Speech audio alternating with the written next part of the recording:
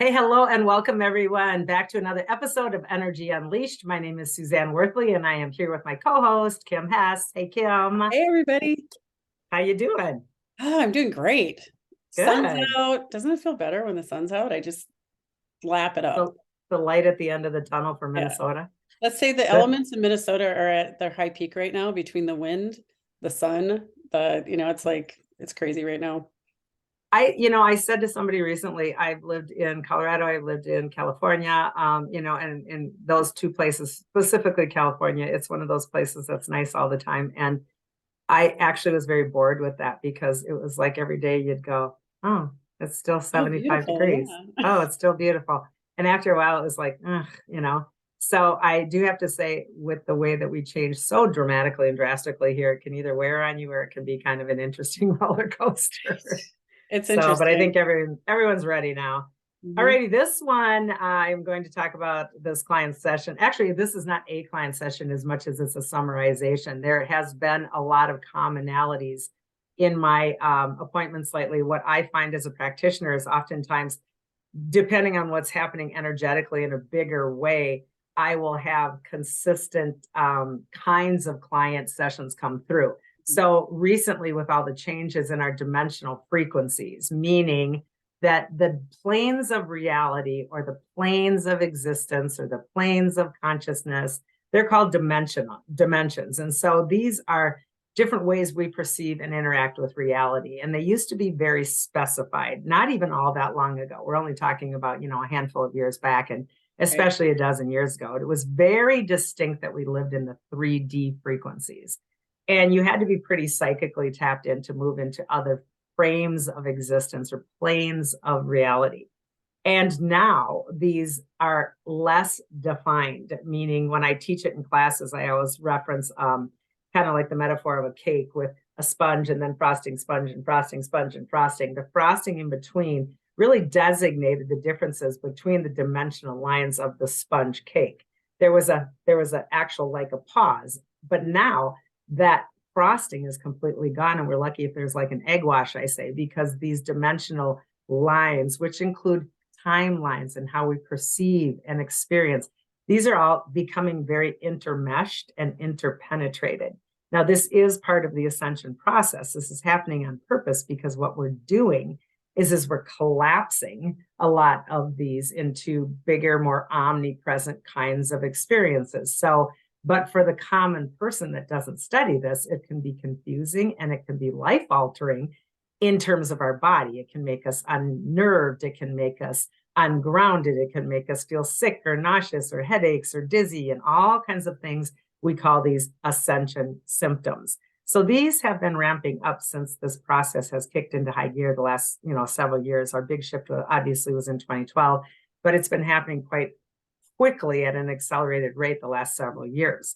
So when this happens, there's also something that will happen, not just to our bodies, but to our land and spaces. And so being a practitioner, I not only work on people, but I work on collective energies, group energies, consciousness energies, land and building energies, which is what we're going to refer to today, paranormal energies, spirit energies, and you name it. It's all just energy. But when these so-called fields are merging or overlapping, we are seeing more and more people reaching out and going, something is crazy in my house. Either my paranormal activity is kicked up, or I just don't even feel safe in here, or it feels so crappy. I hate that room. I won't even go over by the sink. I'm so dizzy, and on it goes. So this has been so ramped up lately in my client work. Not that I'm caring, because I love doing houses. This is one of my favorite things. Houses and land and buildings. I love it because it tells a story. Yeah. So I just want to bring this one forward and talk it through a little bit. Does that make some sense that it's changing because of the whole thing is changing? Yeah, it absolutely does. And I think especially if you already had things happening in your house, it's just Yeah. making it more intense, right? It's Uh, like maybe if you had the window cracked for paranormal, now it's like wide open with no screen. Yeah, I mean, we're finding that there's a lot of ways for entity and energies to slip in. There's also more opportunity for let's say, abuse to stay in the realm of the home and lock down into the infrastructure of the hologram of the energy of the home versus just dissipating like it used to, because things are really different now. So I've done a myriad of different things. I recently did my daughter's home. She is in a side-by-side. I made reference to this on a recording not all that long ago, where she said, Mom, I can't even stand at the sink and do dishes. This is just crazy. You got to come over and see what's going on. I don't know if I got a ghost. I don't know what it is. So trotted over to this. And when we have a side-by-side, it's very difficult anyway, because these bungalow kind of situations where we'll bleed the energies through. And not only just because it's a bungalow, we can do it in the whole neighborhood. There isn't technically walls when it comes to energy. But oftentimes in a bungalow, we'll have clashing neighbors in terms of energies, thoughts, belief systems, stuff, etc. So I walked into their house and immediately was kind of nauseated. And what I will do when I clear a home is I will walk the home unbeknownst to anything. I don't want the client, even my daughter, to tell me what's going on so I can get a read on it and make sure if it's a paranormal situation or just simply land energy. Most people that do house clearings are not necessarily qualified in the quantum fields, meaning that the whole bigger hologram that's happening inside the house, outside the house, around the house, and into the land. And this is one of my skill sets that's pretty high in terms of I can go in to the land that the house is built on and find the discombobulated energy lines underneath there, which are called ley lines, that will be goofed up, and I can straighten those out and put them, the so-called grid, back together and organize so that the energy flows instead of goes chaos. And this was the case in her house. It was really icky, gross energy. And then not to mention, there was a lot of stuff because she and her partner were merging houses at this point in time. And the more accumulation we have of stuff, the more chaotic our home is. This is why hoarder situations are very detrimental to the energy field, right? Oh yeah. No, that energy is a whole nother level of, I don't, it just makes you want to, like, I have a bedroom downstairs that I'm going to be tackling. And every time I walk into it, I'm like, oh, Yep. Because what people don't understand is every single solitary thing in that box or that file or on that desk or that bed is energy. And when we have such clutter, the clutter is chaos. And especially for someone that is psychic and sensitive, or just even a sensitive empath, this is an overwhelm on the system. I mean, it drives me insane. Even though I have a lot of things in my house, like weird tchotchke stuff, I don't have that chaos of the energy like a hoarder house, or else I have to clean it or get rid of it because it will put me over the top or take me down, actually. So this is some of the problems that we're finding actually in a lot of the homes right now. But more so, I was doing some homes just recently, and there's been more than one, where we've had abusive situations, and people will bring their abuse into their home or their residence of whatever respect because they're holding it in their own personal energy field. So we are a record of our entire lives unless we do the work to clean these records out. So even in our physical form, we have fields of physical, emotional, mental, and spiritual. And if I say have been abused my whole life and am running the victim programming and have not let go of the victim or the abuse or the sadness or the horror or the pain, I'm holding it not only in my body, but in my field. So when that auric field is interacting with my home, I can exponentially grow that into bigger spaces, which then keeps feeding the program, and it makes it really messy.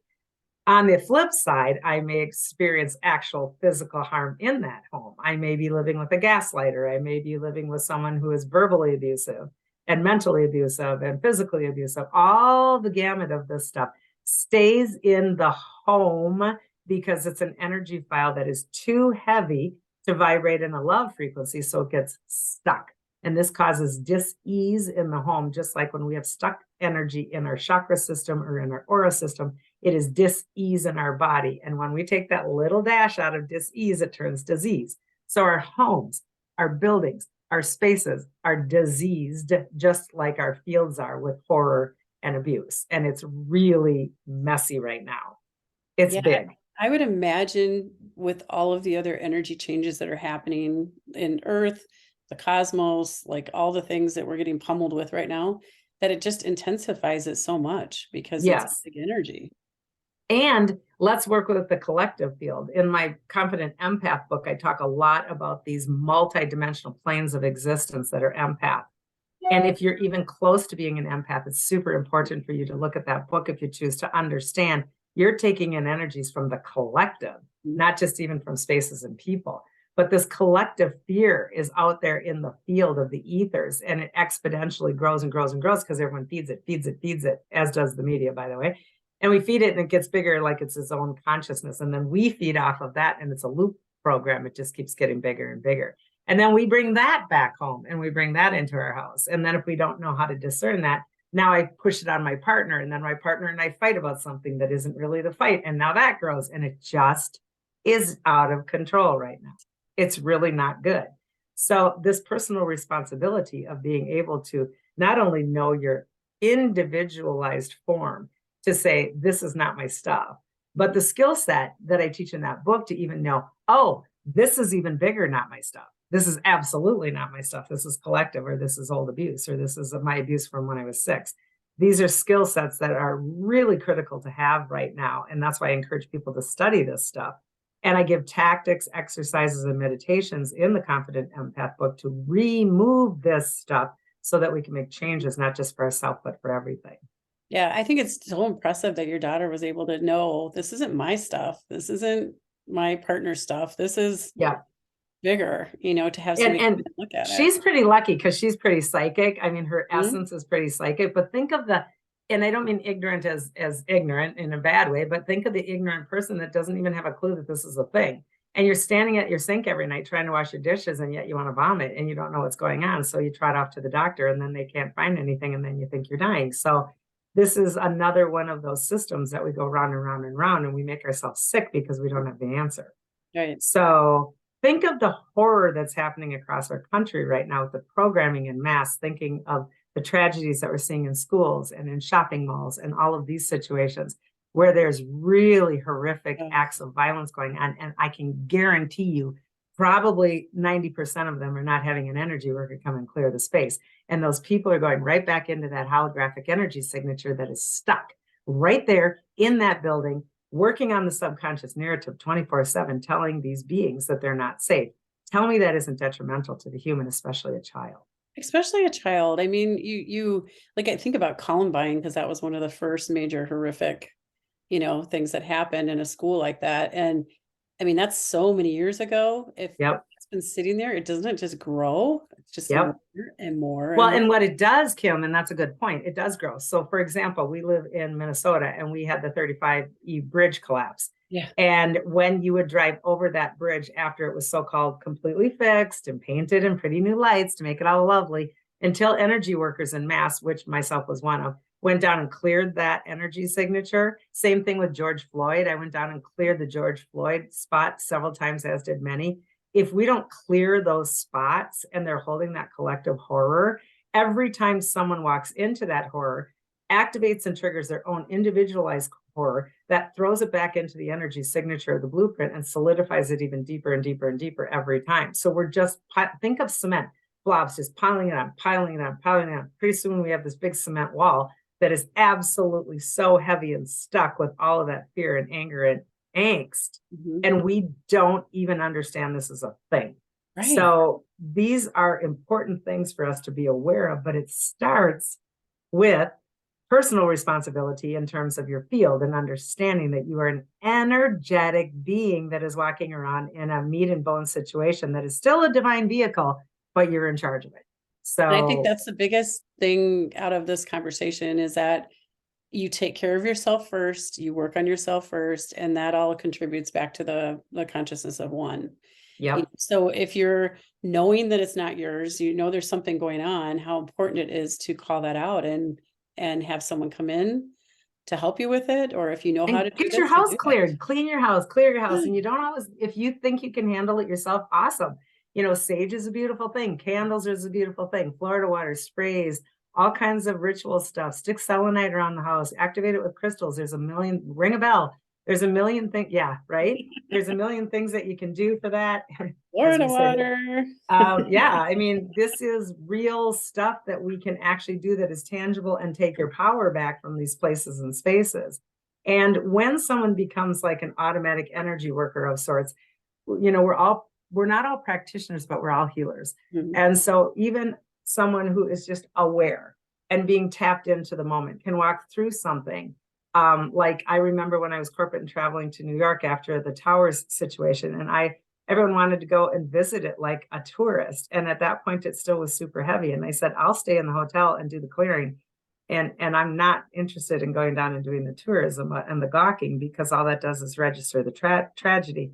And so I would clear and clear and clear that, holographic energy line, timeline many times, as did many.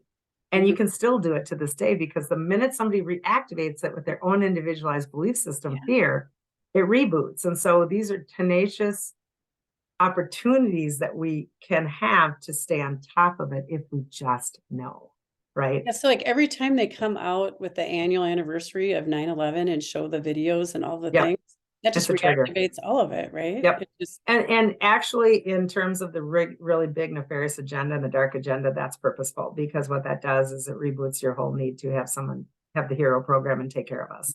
It gives our sovereignty away. So if you want, and I don't want to go down that conspiracy rabbit hole right now, but that's not where I want to go with this, but it is a real thing. It's a manipulation of your freedom. So these are things that we maybe want to choose to look into deeper individually and make sure that our belief system is in alignment with what our body's actually feeling, and do something about it if it's not, right? Yeah. And you did a house clearing for a friend of mine who, she said there's just something going on in here, and it's not all bad. It's just once in a while, it just seems really sad. And because she had many things going on in her house, which was really fun to figure out. But it came down to the person that the family that built the house, the second wife did not want to be there.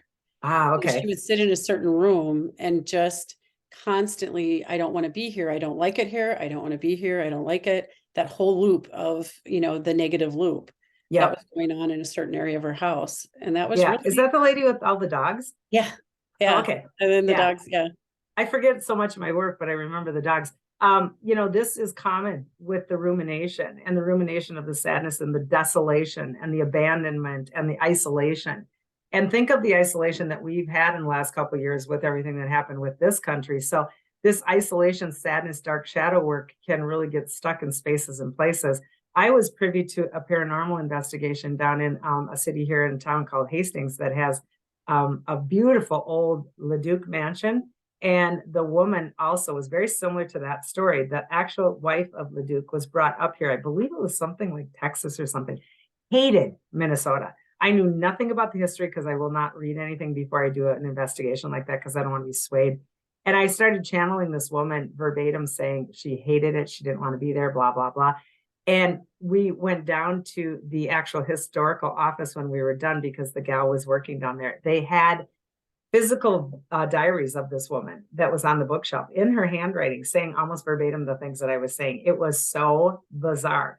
And this is like 100 years later, that is still sitting in there, right? And I mean, these are real detriments to our field in an emotional, mental, and spiritual way. And it's very real if we understand how this works. And it's very, I'm not going to say it's easy to change it, but it is, you can. There is potential to change in great ways. Great strides can be made even in holographic quantum work to secure land and remove things. And it's not something we think about. It's not a mainstream topic, but it certainly can be dangerous. And I think in your own home and your own land, I know that I will spend time, I sharing love with my home. Oh my gosh, because you get busy and you just forget. It's like, I love our home. It's really nice, and it's us. And but to take care of it and give it the love that it needs, it makes a difference too. It's a beautiful addition to the conversation, is to keep the love quotient up. But the sad quotient has to be dealt with also. You can't ignore it. I can walk a house blind, not knowing anything. And I knew the other day that someone got choked on a stair step. I knew someone got beaten on a stair landing. I knew that there was, and this particular gentleman did have that happen. I knew that he had died in the basement, that he had taken his own life in the basement. And I showed the client exactly where. I mean, these things are absolutely stuck in a holographic memory of sorts, like a movie. And just think about it. Every time you're leaving out that front door or side door, you're getting a hit of that every single day until those things are cleared.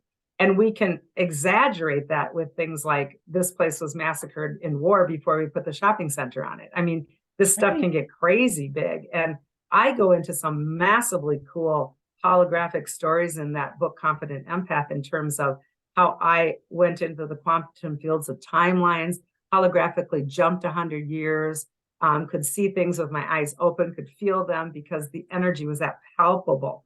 And now people are sitting in there and working in it every day, or walking through it, or living in it. And we are not recognizing that this is being transferred into our auric field, that then we take and transfer it into somebody else's auric field. It's like passing the football all day long.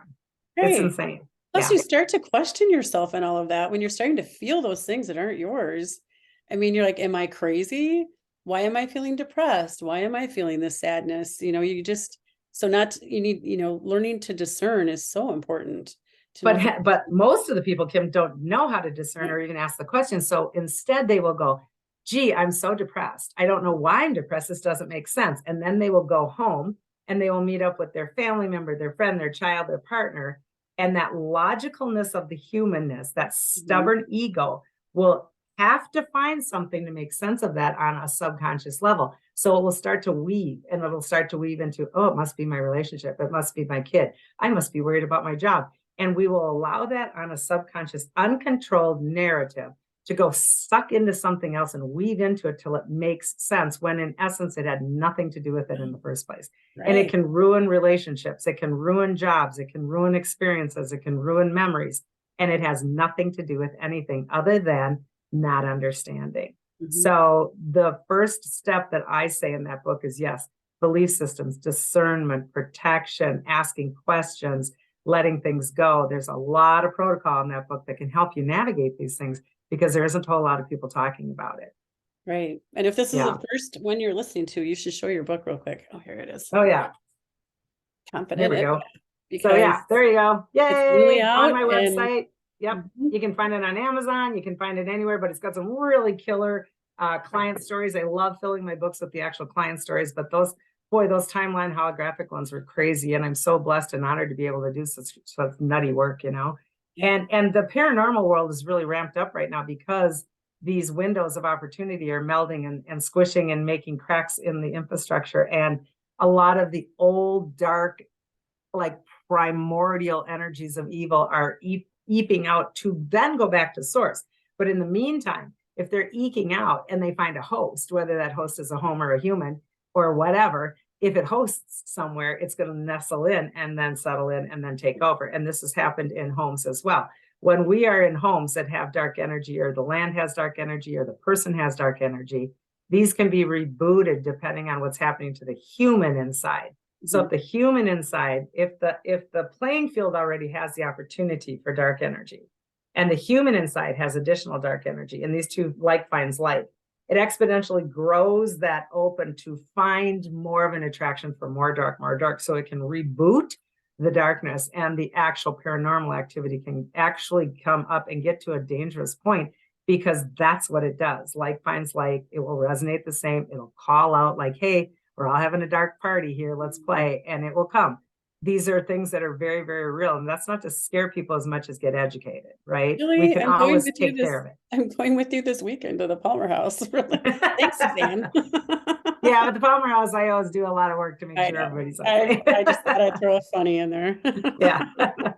Now, the half the reason we teach the classes at the Palmer is to make sure that people take responsibility for not only their space, and if they don't know how they learn, that's why they're there.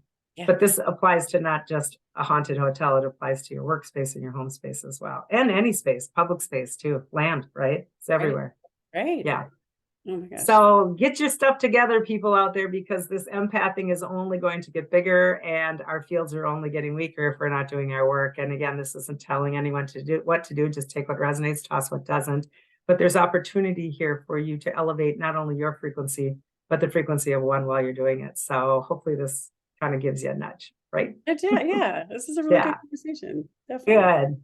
Well, on behalf of this one, please hit like or share. We would like more words of wisdom to come forward, and we need your help also in terms of what you'd like to hear, what you'd like to see.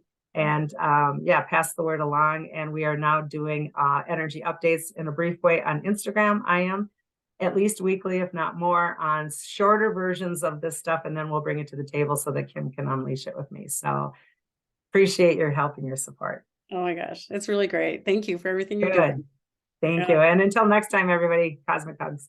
Goodbye. Bye-bye.